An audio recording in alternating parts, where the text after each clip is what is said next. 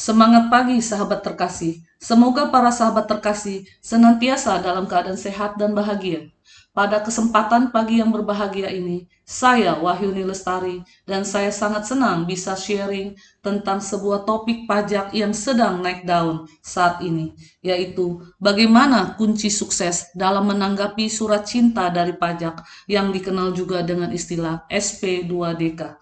Baiklah, saya akan mulai untuk membahasnya sekarang. Eh, Agenda pembahasan surat cinta dari pajak ini akan saya bagi dalam 9 pertanyaan, yaitu apa itu SP2DK, apa dasar hukumnya, bagaimana proses penerbitan SP2DK, dari mana sumber data untuk menerbitkan SP2DK, berapa lama SP2DK wajib direspon, bagaimana strategi umum dalam menanggapi SP2DK, apa yang menjadi acuan WP dalam menanggapi SP2DK, bagaimana kunci sukses dalam menanggapi surat cinta dari pajak atau SP2DK, dan bagaimana resikonya jika respon atas SP2DK tidak tuntas. Apa itu SP2DK? SP2DK atau Surat Permintaan Penjelasan atau Data atau Keterangan lebih dikenal dengan istilah surat cinta dari pajak. Biasanya diterbitkan oleh Kepala Kantor Pelayanan Pajak secara intensif. Bentuk perhatian dalam bentuk pengawasan kepatuhan terhadap wajib pajak dan merupakan bentuk komunikasi antara otoritas pajak dan wajib pajak di Indonesia. Diterbitkan sebagai bentuk pengawasan terhadap penerapan sistem self-assessment. Apa dasar hukumnya? Dasar hukum SP2DK adalah SE atau Surat Edaran Pajak nomor 5/PJ/2022. SP2DK sesungguhnya merupakan surat yang diterbitkan oleh Kepala Kantor Pelayanan Pajak atau KPP kepada wajib pajak dalam rangka 1. Untuk meminta penjelasan kepada wajib pajak atas data dan atau keterangan. Penelitian kepatuhan material yang menunjukkan adanya indikasi ketidakpatuhan kewajiban perpajakan yang belum dipenuhi sesuai dengan ketentuan peraturan perundang-undangan perpajakan. Bagaimana proses penerbitan SP2DK? Kita bagi dalam 5 tahapan. Yang pertama adalah tahap persiapan. Pada tahap persiapan, Kepala KPP dapat mengirimkan SP2DK melalui pos atau jasa ekspedisi maupun kirim secara langsung kepada wajib pajak melalui visit atau kunjungan langsung. Yang kedua adalah tanggapan wajib pajak itu sendiri. Wajib pajak dapat menanggapi SP2DK baik secara langsung ataupun secara tertulis. Yang ketiga adalah analisis terhadap tanggapan wajib pajak. Account representatif atau AR biasanya akan melakukan penelitian dan analisis terhadap data dan atau keterangan yang diperoleh berdasarkan pengetahuan, keahlian, dan sikap profesional. Yang keempat adalah adanya rekomendasi dan tindak lanjut. Terdapat 4 tindak lanjut atas simpulan yang diperoleh dari kegiatan permintaan penjelasan, yaitu 1. Tidak ada tindak lanjut atau kasus dianggap selesai. Yang kedua, pengawasan penyampaian atas SPT, biasanya dilakukan pembetulan SPT. Yang ketiga adalah pemeriksaan atau verifikasi dan pemeriksaan bukti permulaan. Yang kelima adalah pengadministrasian. Dalam rangka melaksanakan tertib administrasi, AR harus membuat dokumentasi yang biasanya akan mencakup SP2DK itu sendiri, kemudian laporan hasil permintaan penjelasan atas data dan atau keterangan atau LHP2DK, berita acara pelaksanaan permintaan penjelasan, berita acara penolakan permintaan penjelasan, dan atau berita acara tidak dipenuhinya permintaan penjelasan. Dari mana sumber data untuk menerbitkan SP2DK? Data wajib pajak yang dilaporkan di SPT, ya, yang biasanya setiap tahun dilaporkan di SPT. Kemudian adanya ekualisasi omset antara PPH ditandingkan dengan PPN. Kemudian ekualisasi pembelian PPH dan ditandingkan dengan PPN. Ekualisasi objek output dengan biaya. Kemudian dari data ILAP, hasil visit, data-data internet. Data ILAP, apakah ILAP itu? ILAP adalah instansi pemerintah, lembaga, asosiasi, maupun pihak lainnya.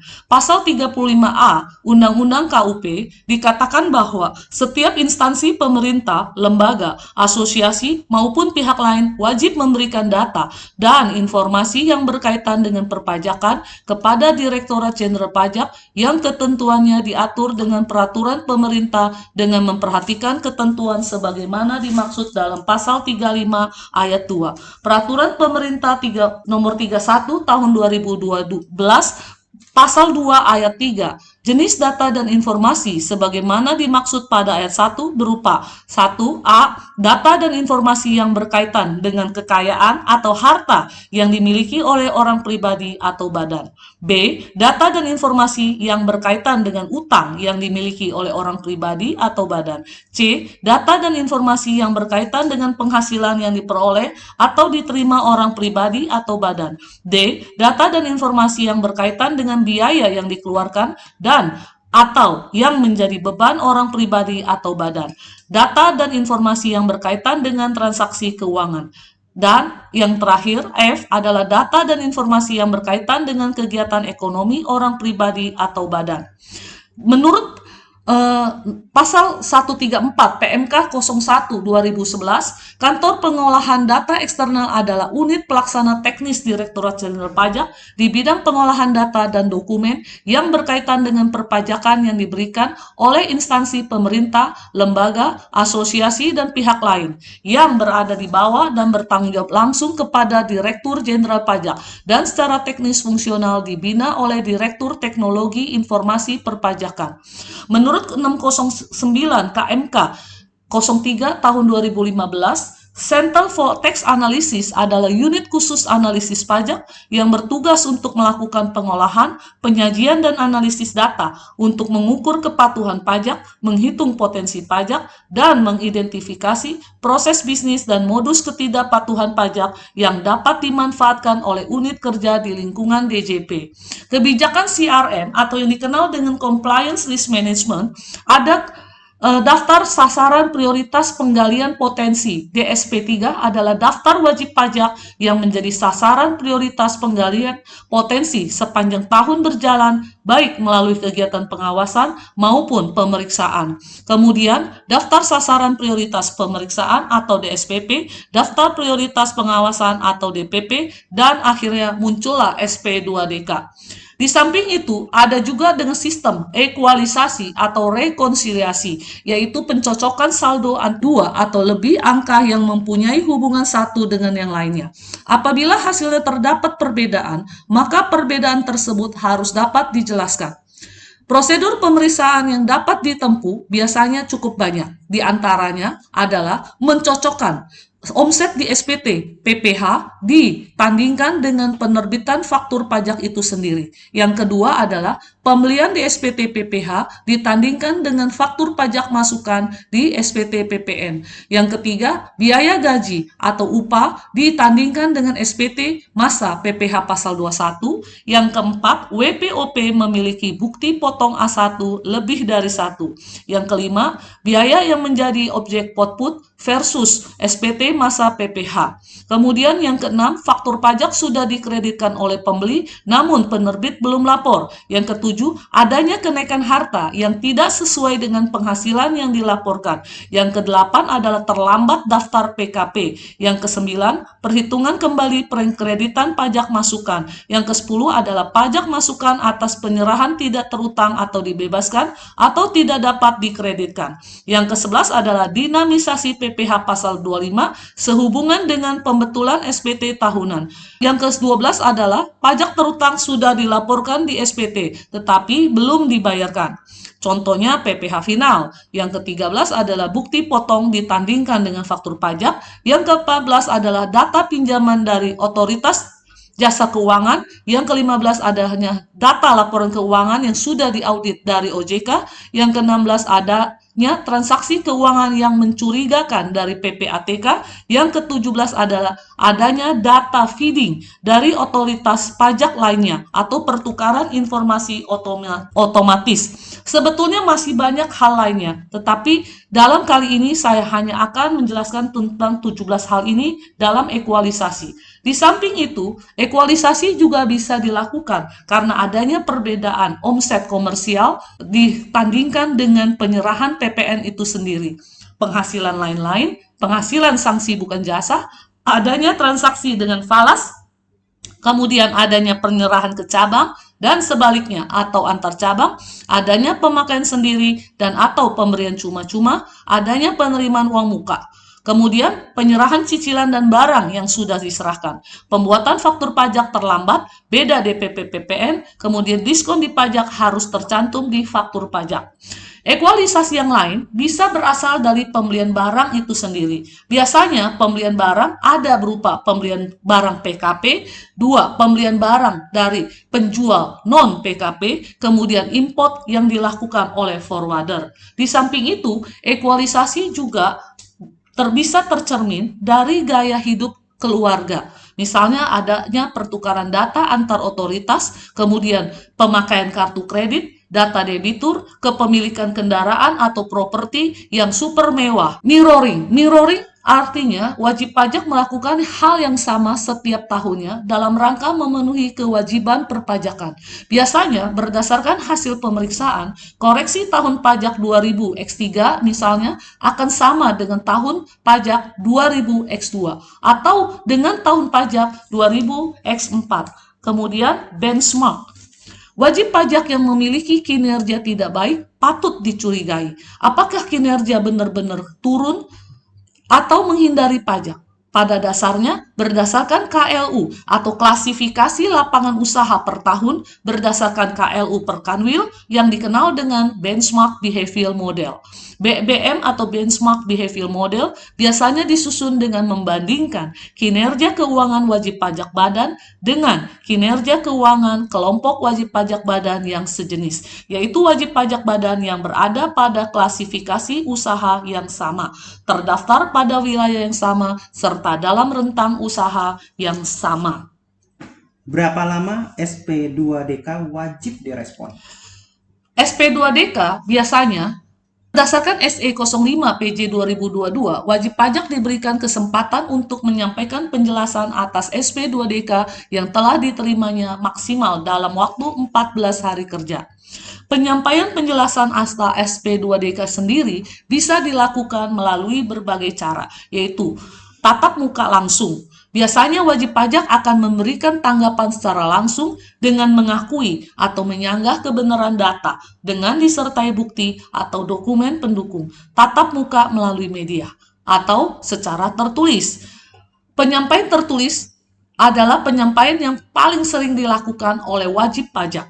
Penyampaian penjelasan secara tertulis dapat berupa SPT yang disampaikan oleh wajib pajak itu sendiri, surat yang disampaikan ke KPP, penjelasan secara elektronik yang disampaikan melalui akun DJP online atau approve web. Bentuk lain yang ditentukan oleh Direktur Jenderal Pajak. Bagaimana strategi umum dalam menanggapi SP2DK? Menanggapi SPD2DK itu bisa dilakukan dengan data yang valid dan reliable terkait isu yang muncul. Artinya, data yang bisa dipertanggungjawabkan, dibuktikan kebenarannya. Yang kedua adalah memperjuangkan hak wajib pajak sesuai dengan peraturan yang berlaku, meningkatkan kepatuhan atau compliance dan disclosure, meningkatkan kesadaran akan adanya tax digitalization. Kemudian meningkatkan pengetahuan tentang pajak melalui training-training yang diberikan, penerapan teks manual agar terdapat keseragaman, serta tidak lupa pula menjaga komunikasi yang baik dengan Direktorat Jenderal Pajak. Apa yang menjadi acuan WP dalam menanggapi SP2DK? Wajib pajak umumnya harus melakukan komunikasi yang efektif, baik melalui komunikasi internal, yaitu dengan melakukan pembahasan masalah, menyiapkan dokumentasinya, dan menentukan solusi perpajakan. Kemudian, langkah kedua adalah dengan cara komunikasi eksternal. Pilihlah orang yang tepat berdasarkan hierarki di dalam perusahaan untuk bertemu dan berkomunikasi dengan cara yang efektif untuk menjelaskan permasalahan dan solusi yang tepat sehingga terjadi pemahaman yang sama. Bagaimana kunci sukses dalam menanggapi surat cinta dari pajak atau SP2DK? Wajib pajak yang terlebih dahulu, wajib pajak harus memahami apa makna dan tujuan narasi di balik uraian yang tertuang di dalam surat cinta itu sendiri. Wajib pajak harus menanggapi surat cinta tersebut dengan menggunakan bahasa komunikasi yang efektif sehingga bisa dipahami dengan tepat. Wajib pajak harus menyertakan bukti pendukung yang relevan serta verifiable, artinya bisa ditelusuri kebenarannya. Bagaimana resikonya jika respon atas SP2DK tidak tuntas? Maka KPP akan memberikan perpanjangan waktu permintaan penjelasan data dan atau keterangan kepada wajib pajak berdasarkan pertimbangan tertentu, melakukan kunjungan atau visit kepada wajib pajak, mengusulkan untuk dilakukan verifikasi berupa pemeriksaan. Dalam hal ditemukan adanya modus ketidakpatuhan, estimasi potensi kewajiban perpajakan yang belum dipenuhi, dan indikasi tindak pidana perpajakan, maka KPP akan mengusulkan pemeriksaan bukti permulaan. Kesimpulan adalah satu, ketika kita menemukan adanya atau ketika kita sebagai wajib pajak menerima surat cinta atau SP2DK, yang pertama, jangan pernah ragu, jangan panik, apalagi merasa bersalah. Yang kedua, pahami makna dan tujuan narasi dari SP2DK itu sendiri. Yang ketiga, tanggapi SP2DK tersebut dengan tujuan untuk menjelaskan dan mengklarifikasi hal-hal yang ditanyakan oleh otoritas pajak. Yang keempat adalah sertakan bukti pendukung yang relevan dan verifiable. Yang kelima adalah komunikasikan secara jelas dengan akun representatif Anda. Dan yang terakhir, pastikan hasil komunikasi tersebut berupa LHP2DK dapat Anda dapatkan saat itu juga dari AR Anda. Baiklah, jika para sahabat terkasih merasa sharing saat ini bermanfaat, maka saya mohon bantuan para sahabat terkasih agar membantu untuk melakukan subscribe dan klik tombol lonceng, sehingga para sahabat terkasih selalu dapat tetap update setiap saya melakukan upload konten baru. Dan jangan lupa pula untuk melakukan klik like and share. Jika para sahabat terkasih merasa ada materi terkait akuntansi, pajak, investasi, maka para sahabat terkasih dapat menuliskannya di kolom komentar di bawah ini agar saya bisa membantu membuatkan kontennya. Saya kira sharing saya pada pagi hari yang berbahagia ini cukup sampai di sini.